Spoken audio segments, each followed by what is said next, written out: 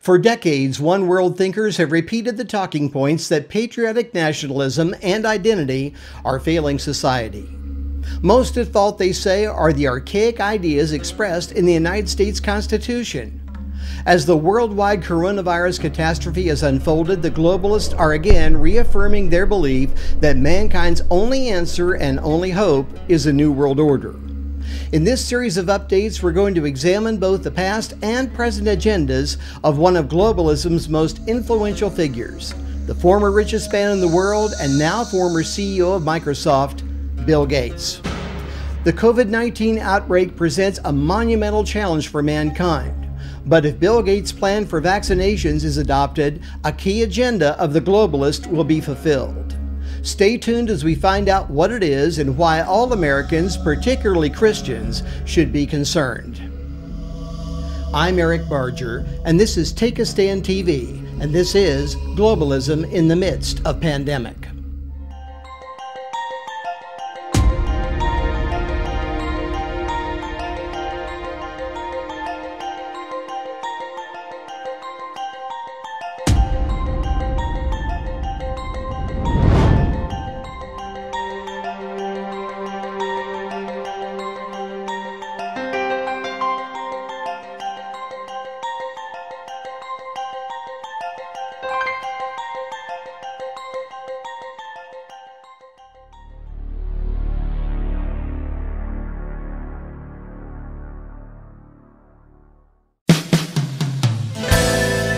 Welcome to another edition of Take a Stand TV with your host, Christian apologist, author, and speaker, Eric Barger.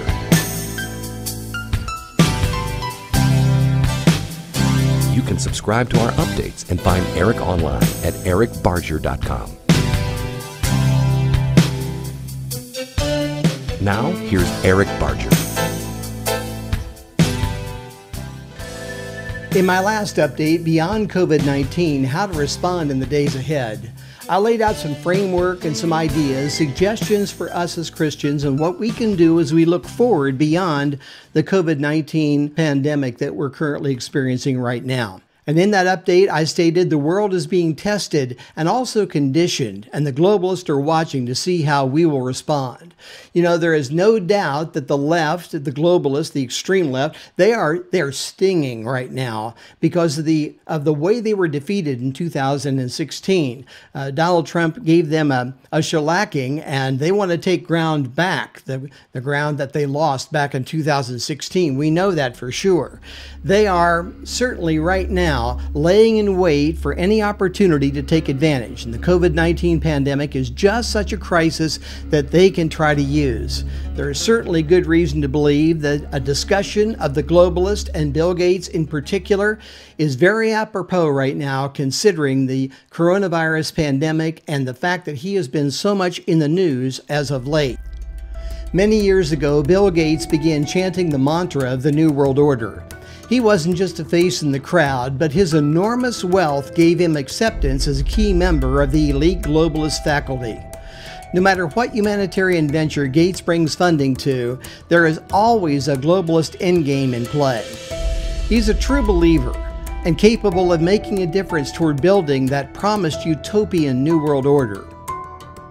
Time and time again, Gates has called for a new world order, a one-world government, and endorsed globalist talking points, particularly in 2014 and 15.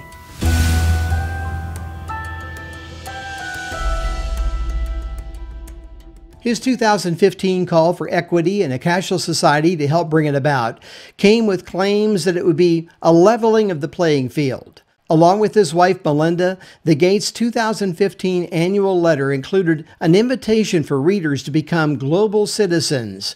And you see Rod Stewart and Oprah right there with him.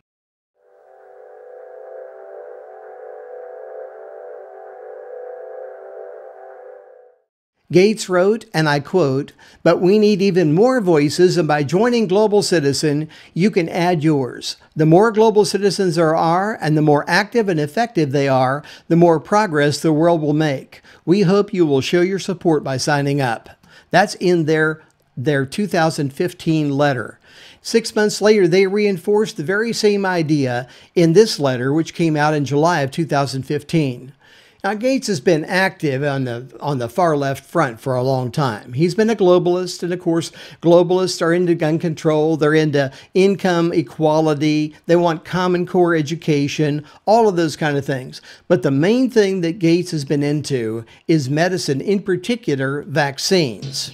Now, along with the United Nations over this past decade, he's worked in conjunction with them and their agency, the World Health Organization. You've heard a lot about them just recently in the media. And they've been funding various other causes through the Gates Foundation, primarily in third world countries, and it's come out of their massive fortune, being the richest man in the world for much of that time, and now the second richest man in the world, only second to the founder of Amazon, Jeff Bezos.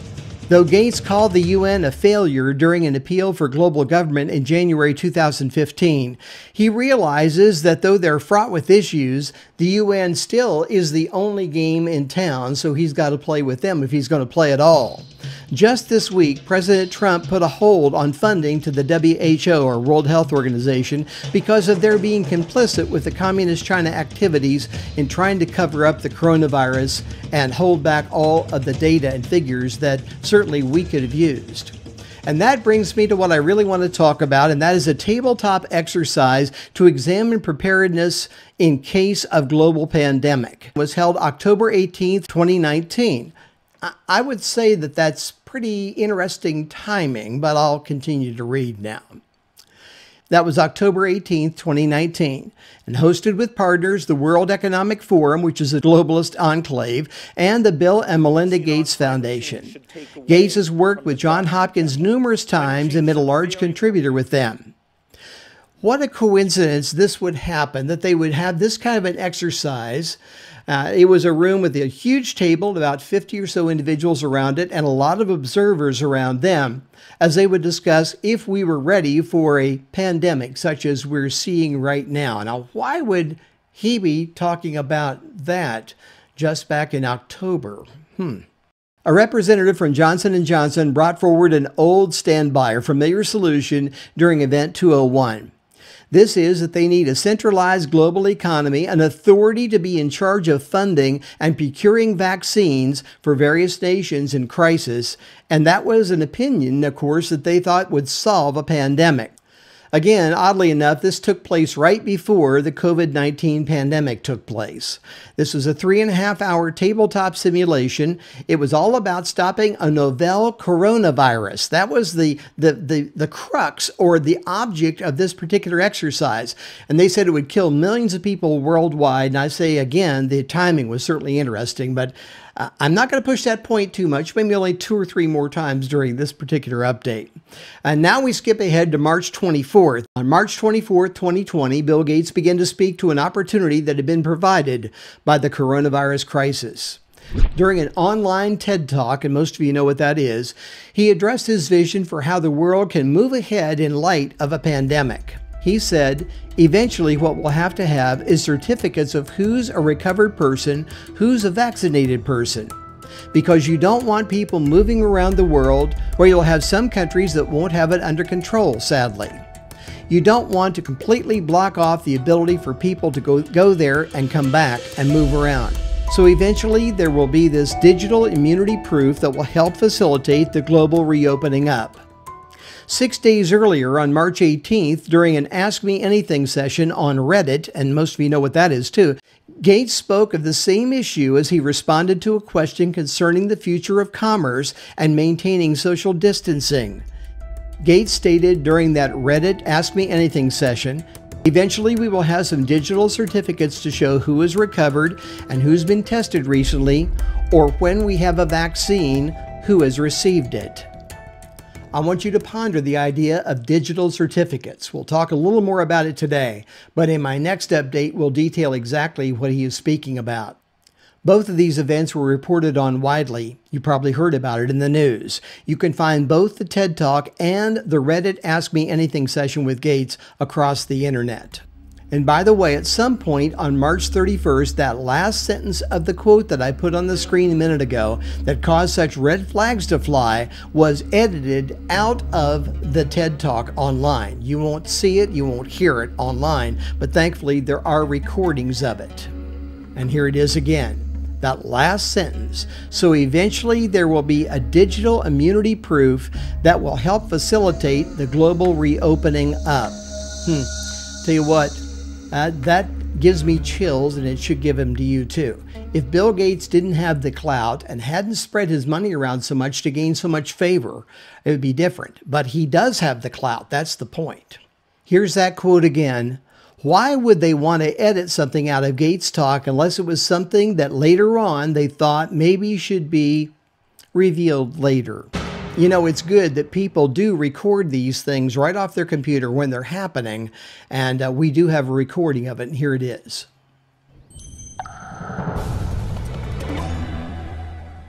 Eventually, what we'll have to have is certificates of who's a recovered person, who's a vaccinated person, because you don't want people moving around the world where you'll have some countries that won't have it under control. Sadly, you don't want to completely block off the ability for those, people to go there and come back and move around. So eventually there will be sort of this digital immunity proof that, will help facilitate the global reopening up. Yeah, I appreciate the folks at the Next News Network. I watch their stuff quite a bit, and they're the ones who put together that video that has the extra emphasis in it, and I thought that was well done, and you should see it. In the next report, I'm going to show you what Bill Gates has commissioned both MIT and Rice University engineers to do. And you'll see what happened and when it happened. And it's important you understand there is a plan at work here all along behind the coronavirus. And I'm not saying necessarily that Bill Gates loosed the coronavirus, but there are some kind of suspicious circumstances, and I think we need to look at them, and above all, if nothing else, if it's just them taking advantage of these things, I think it's apropos that we see this and understand that the globalists will do whatever they can with any situation to get control. And that's what they want. They hate the United States, and they want globalism. That would put them in charge, the few at the top lording over the many at the bottom. I know it sounds just like communism. It has a whole lot of the same similarities. I'll see you for our next update, and you don't want to miss that. But if you're watching on YouTube, please hit the subscribe button and then go to ericbarger.com and subscribe to my email update newsletter. That's a way to find out what's going on in the ministry, and I'll be able to share with you when a new book or video or article, whatever it is, comes out. And of course, you can use our website, ericbarger.com. It's a treasure trove where we archive everything. Well, have a great day. In the midst of Corona, we can still let the light of Jesus shine through us. God bless you.